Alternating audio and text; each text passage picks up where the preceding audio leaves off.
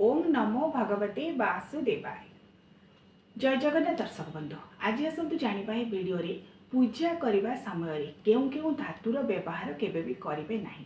कारण आमर शास्त्रीय धारा रे किछि विशेष विधि रही, जो विधि को मानि जदि आमे पूजा करबा, जेते सब पूजा कर्म उपचार कर्म से सबुरे जदि सही नियम गुड़िक मानिबा ताहले आमर पूजा शुभप्रद हेबो एवं मंगलप्रद हेबो। तेबे आसतु जानिबा आपण जितेबाला दैनंदिन भाव में ठाकुर पूजा कौन विशेष दिन मानक ठाकुर पूजा करुँच, तेबे केउं धातुर व्यवहार करेंगे ना, केउं धातु एवं केउं धातु रे प्रस्तुत होइतिबा बासन गुड़िकर व्यवहार केबे भी करेंगे ना, जहाँ शास्त्र रे बारण करा जायछि। शास्त्र जहाँ कहे सुवर्णम रौप्यम ताम्रम पित्तलम अथवा मृण्मय पात्रम, अर्थात केउं केउं धातु गुड़िक आपण मैंने व्यवहार करेंगे से संपर्क में आसतु प्रथम जानिबा। जहाँ शास्त्र रे कहा जायछि सुवर्णर पात्र, रौप्यर पात्र, ताम्र पात्र, पित्तल पात्र एवं मृण्मयी अर्थात मृत्तिका पात्र, माटी पात्र, यही पांचटी पात्रर व्यवहार आपण मैंने जिते सब पूजा कर्म शुभ बा मांगलिक कर्म से सबरे व्यवहार करें। कहीं गुड़िकर व्यवहार द्वारा विशेष भाव में देवी देवता संतुष्ट होता, आमर शास्त्रीय धारा को आम सम्मान दे था। वैज्ञानिक भाव में यही सब धातु गुड़िक आम जदि पूजा कर्म करवा बा आमर भोग नैवेद्य रखा जिते सब पूजा संबंधी कर्म रही यार व्यवहार करवा ताहले वैज्ञानिक सम्मत कारण भाव में यार उपादेयता रही। से पुरातन काल में किछि विशेष वैज्ञानिक कारणगत हेउ एवं पूजार जहाँ सिद्धांत रही आमर शास्त्र रे जहाँ सिद्धांत रही सम्मान दे यही सब विधि गुड़ी सृष्टि करा जायतिला। तेणु आपण मैंने जितेबाला दैनंदिन पूजा करंतु बा विशेष पूजा करंतु बा कौनसी शुभ बा मांगलिक कर्म करंतु मन रखिबे सुना रूपा तंबा पित्तल किंबा माटीर पात्र यही सब पात्र बासन व्यवहार करेंगे। एवं एबे आसतु जानिबा केउं धातु गुड़िकर व्यवहार पूजा समय आपण माने करिवे नाही।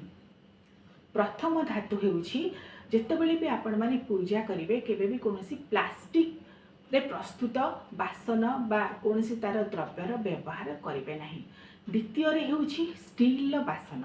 स्टील बासन हेउछि अप्राकृतिक धातु। जेते गुड़ाई आमर धातु अच्छी ताको विशेष भाव में श्रेणी विभाग करा जायछि, केते गुड़ाई प्राकृतिक धातु केते गुड़िए अप्राकृतिक धातु।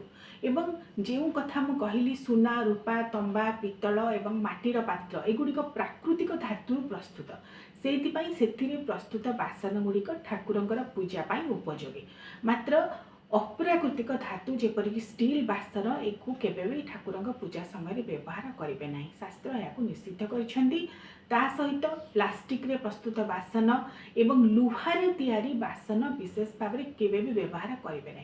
कारण आमे जितेबेले भी ठाकुर पूजा कर्म करूँ साधारणतः जो वस्तु गुड़िक जो द्रव्य गुड़िक शुभप्रद मंगलप्रद बोली आमर विश्वास रही, शास्त्रीय विश्वास से सब द्रव्य गुड़िक ही आम व्यवहार करवा उचित। लुहार द्रव्य लुहार बासन रे लौह धातु केबे भी कौनसी ठाकुरकर पूजा कर्म करेंगे नाही।